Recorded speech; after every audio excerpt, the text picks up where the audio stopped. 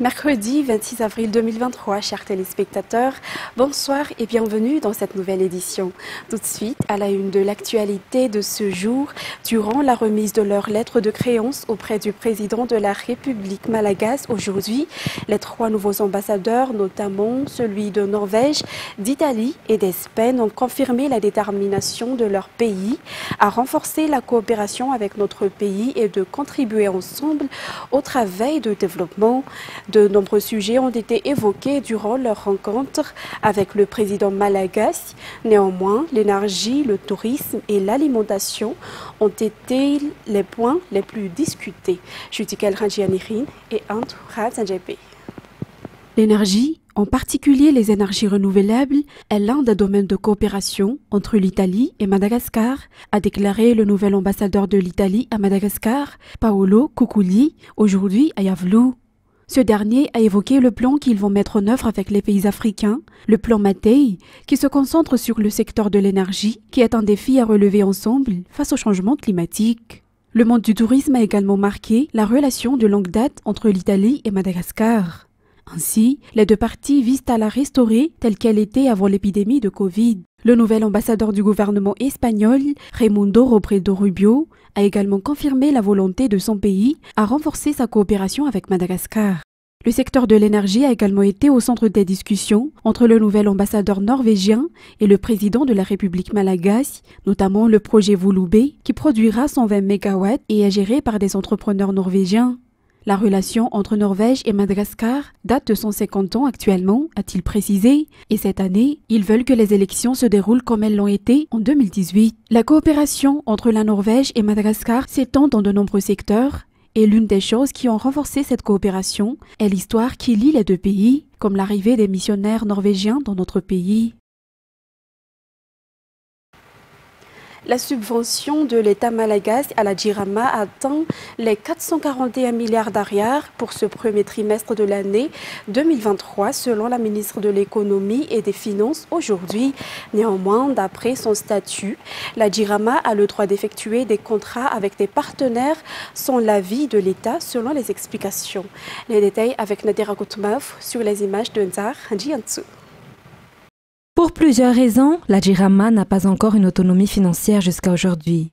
Cette société assure pourtant un service public à travers la fourniture d'électricité et d'eau pour la population.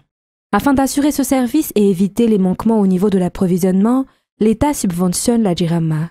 Selon la ministre de l'Économie et des Finances aujourd'hui, la subvention de l'État pour la Jirama atteint les 441 milliards d'ariars durant ce premier trimestre de cette année 2023. La ministre a souligné que la Jirama doit assurer son service pour la population. Il a ainsi le droit de signer des contrats avec des prestataires.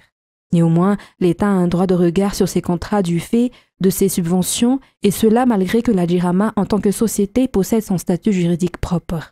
Ainsi, tous les contrats doivent passer par le ministère de tutelle. Il est à rappeler que selon des sources, des prestataires privés ont résilié leur contrat avec la Jirama. Ensuite, les responsables de la FIM ont réuni aujourd'hui au Forelo Tanzumbato les participants qui œuvrent dans l'éco-responsabilité. Ils sont au nombre de 30. Le but étant de leur montrer leur espace et les conditions requises. Les détails avec Ruth Christelle Rakoutumalal et Yves Chanel. J-15 avant la tenue de la FIM, les organisateurs sont en pleine préparation. Les stands sont dressés, les locaux peints. Pour cette fois, en plus d'être un salon économique, la FIM mettra en avant la protection de l'environnement, explique Arlal Ramalantsou, responsable. En effet, au lieu d'utiliser de l'électricité de la Jirama, ils utiliseront des panneaux solaires durant tout l'événement. 1200 m² seront réservés à une trentaine d'acteurs en éco-responsabilité. Ils étaient réunis aujourd'hui à Tanzumbato. Par ailleurs, 350 participants se sont inscrits pour cette 17e édition qui se tiendra du 11 au 14 mai au Forelo à Tanzumbato. La caravane de droit au Fiarazu, initiée par le ministère de la Justice, a débuté ce jour. Selon la ministre de la Justice, cette caravane informera la population sur leurs droits et sur les lois. Cela contribuera également à la lutte contre la corruption, car en effet, l'ignorance des gens entraîne à l'appel aux racoleurs. Ruth Christelle Rakoutumalal et Yves Chanel. Nombreux sont ceux qui ont des problèmes judiciaires, mais qui n'osent pas en faire part à la justice par peur et par ignorance de la loi et de leurs droits. Ce comportement favorise pourtant les racoleurs et surtout la corruption. La lutte contre la corruption et une justice de proximité figurent parmi les engagements du président de la République, Andry Rajoelina. Ainsi, la caravane de droit, ou Fiarazu, a été mise en place par le ministère de la Justice. Selon la ministre Linde Boulati Narandiamanate Nassou, il s'agit d'une sensibilisation pour faire connaître leurs droits et la loi aux justiciables. Par la même occasion, ces derniers peuvent faire part de leurs doléances. À cet effet, des responsables tels que des juges, des avocats, des huissiers ou des greffiers leur donnera des conseils sur ce qu'il faut faire par rapport à leur cas. La caravane a quitté le ministère ce matin et passera à Talatavulnunj, à Kazundahandi, puis à Kazbe demain. Le projet a été réalisé en collaboration avec le PNUD. Et nous avons célébré aujourd'hui la journée de la propriété intellectuelle à travers l'Office malagasy pour la propriété intellectuelle et le ministère de l'Industrialisation, du Commerce et de la Consommation. La célébration s'étalera sur toute l'année et se focalisera sur la femme, l'innovation et la créativité. En parallèle, des actions dans le cadre de protection des propriétés intellectuelles, de l'introduction des créations dans le secteur formel et la sensibilisation sont aussi au programme. Tous les domaines sont concernés par la propriété intellectuelle si cela porte les activités inventives dans le pays, notamment l'offre et la demande. Une marque, un projet commercial, ces fruits de la recherche et de la création ont le droit d'être protégés à travers l'OMAPI. Selon la directrice générale de l'OMAPI, les activités inventives qui ont été enregistrées au sein de ce service ont augmenté à plus de 15% en 2022. Néanmoins, il ne s'agit pas seulement de protéger. En effet, cet office se charge également de faire connaître les droits, d'introduire les créations au sein du secteur formel, mais surtout de promouvoir ces activités de création. Et cela s'inscrit justement dans le cadre de la Journée mondiale de la propriété intellectuelle qui a débuté aujourd'hui. Elle a pour thème la promotion de l'innovation et de la créativité, surtout pour la gente féminine. L'État, à travers le ministère de l'Industrialisation, du Commerce et de la Consommation, accompagne l'OMAPI pour atteindre ses objectifs à travers la recherche des investisseurs pour financer les créations, mais aussi pour faire connaître le cadre légal dans le cadre de la protection des créations. Des conférences-débats ont eu lieu aujourd'hui à cet effet. La célébration s'étalera toute l'année. Des sensibilisations auront lieu au niveau des collectivités locales pour pouvoir introduire toutes les créations au sein du secteur formel et au sein de l'OMAPI qui a son siège social à Mbandi. Dans un autre sujet, Madagascar possède actuellement une assurance pour faire face en urgence aux catastrophes naturelles à travers le programme ARC. Ce programme a été déjà mis en œuvre lors des 2 dernières saisons cycloniques et a contribué à aider plus de 90 000 ménages vulnérables victimes des intempéries. La cellule de prévention et de la gestion des urgences coordonne la mise en œuvre de ce programme d'assurance au risque. Et aujourd'hui, l'État entend renouveler ce programme à travers la signature d'une convention. Toujours avec Natera Koutmaouf, Inza Hanjiansu. $1 million, c'est le montant de l'indemnité d'assurance débloquée par la Banque africaine de développement à travers le projet ARC cette année pour Madagascar. Le Programme alimentaire mondial, ou PAM, a également octroyé $300 000 pour renforcer cette action de réponse aux catastrophes naturelles dans le pays. Durant ces 2 années consécutives, donc, nous avons tous les témoins populaires de la vulnérabilité croissante et grandissante de Madagascar au risque des aléas climatiques majeurs, notamment les cyclones. Par le cyclone Freddy, la saison cyclonique de l'année dernière est aussi une preuve tangible durant laquelle la grande île a été frappée en plein fouet par 6 événements cycloniques à l'espace seulement 2 mois, février jusqu'à mois d'avril.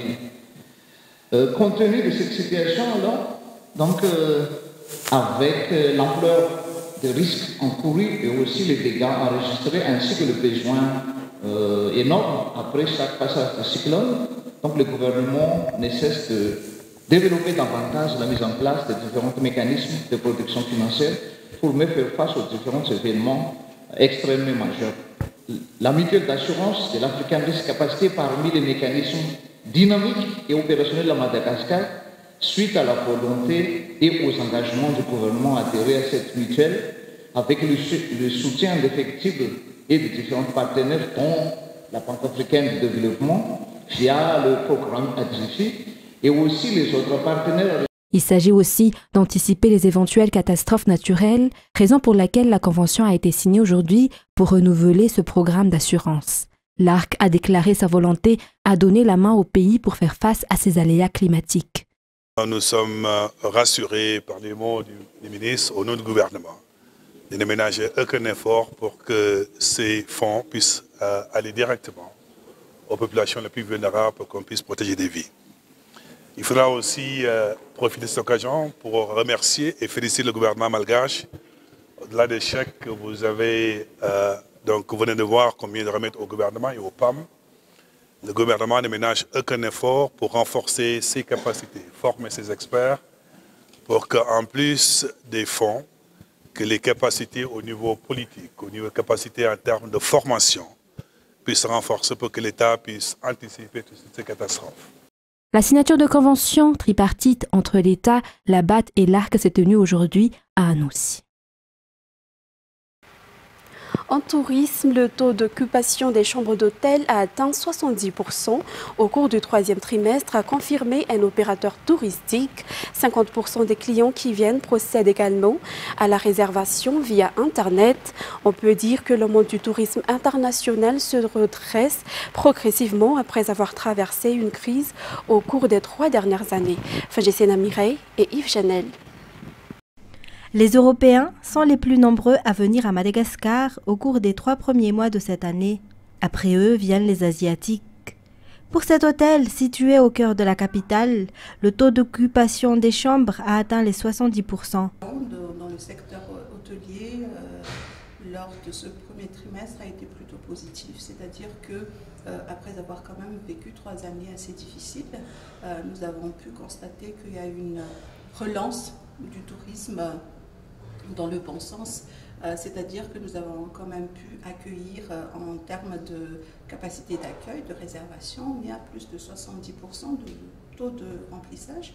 Et ensuite, nous avons quand même constaté qu'il y a beaucoup d'étrangers, il y a les touristes, mais il y a aussi les investisseurs qui souhaitent revenir à Madagascar pour investir, qui ont déjà passé ici.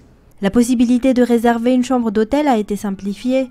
Il existe de nombreuses façons pour les étrangers de le faire et c'est une stratégie qui marche pour augmenter le nombre de touristes. Actuellement, nous sommes ouverts, quand c'est avec l'évolution de la technologie. Nous sommes beaucoup présentes sur les réseaux sociaux. Nous pouvons aussi demander aux clients de faire des réservations en ligne, ce qui permet quand même aux clients de faire des réservations plus facilement et qui peuvent vraiment accéder à des réservations, que ce soit au niveau des chambres, mais aussi pour les restaurations, mais également d'autres services qu'on peut proposer à nos clients.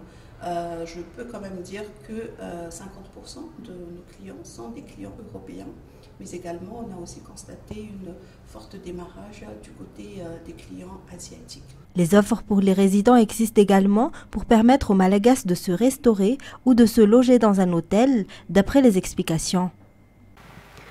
Passons maintenant aux actualités internationales. Le cessez-le-feu de 72 heures conclu entre belligérants au Soudan sous l'égide des États-Unis est partiellement respecté mardi 25 avril à Khartoum, 10 jours après le début des combats qui ont fait plus de 459 morts et plus de 4000 blessés selon l'ONU. Des milliers de personnes fuient au Tchad et au Soudan du Sud voisin. France 24. Ils ont dû se débrouiller seuls pour se fabriquer des abris de fortune. Dans cette localité tchadienne à la frontière avec le Soudan, les réfugiés affluent depuis le début du conflit le 15 avril dernier. Ce groupe dit avoir fait plus de 1000 km depuis leur ville au sud du Soudan, mais ici, rien n'a été prévu pour eux.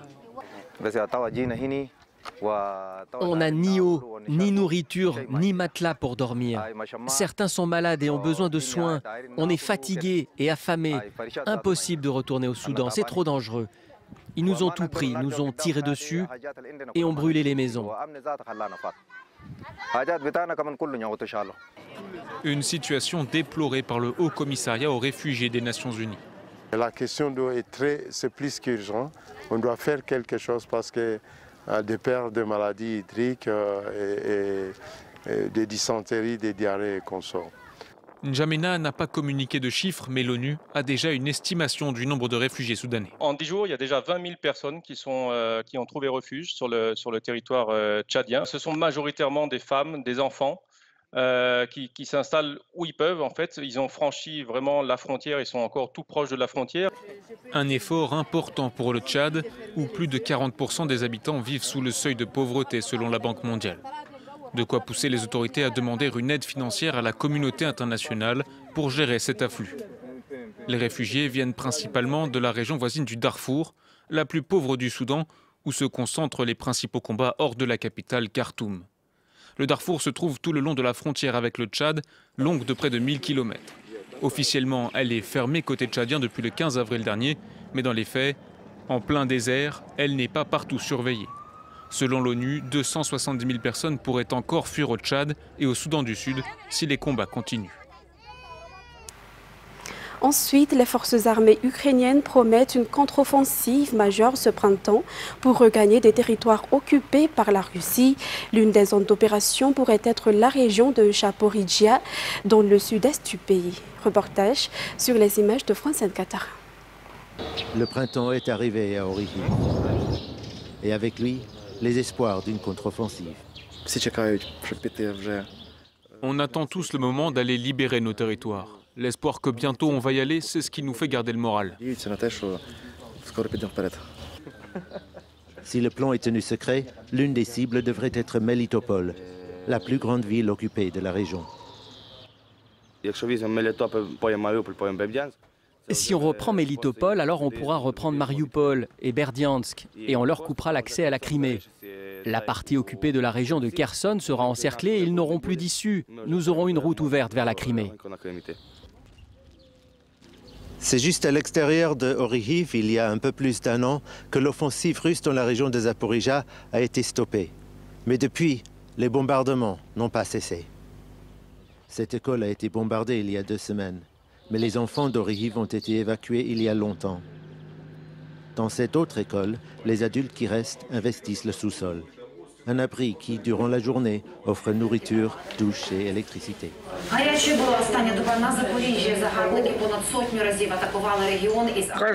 J'entends les tirs tous les jours, pas seulement aux infos, mais de mes propres oreilles.